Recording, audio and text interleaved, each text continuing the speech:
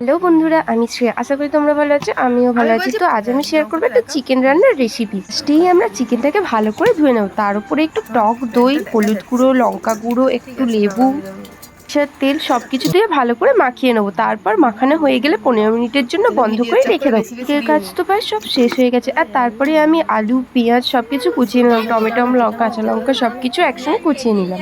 জিনিস কাটার পর আমি একটা এক্সপেরিমেন্ট করেছিলাম যে সবসময় তো পেঁয়াজ কুচিয়ে দিই, আজকে একটু পেঁয়াজ বাটা দিয়ে দেখি তো কেমন লাগে।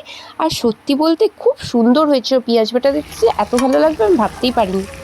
ভাজাটা তো আমিই করেছি, কিন্তু বাকি রান্নাটা দিদিই করেছে। চিকেনটা একটু করে তেল দিয়ে নেওয়া হয়, তারপর পেঁয়াজটা ভালো করে ভাজতে দেওয়া হয়, তার সঙ্গে আদা, রসুন, কাঁচা লঙ্কা, টমেটো সব কিছু দিয়ে পুরো হলুদ গুঁড়ো সব মশলাও এর মধ্যে দিয়ে কষতে হবে।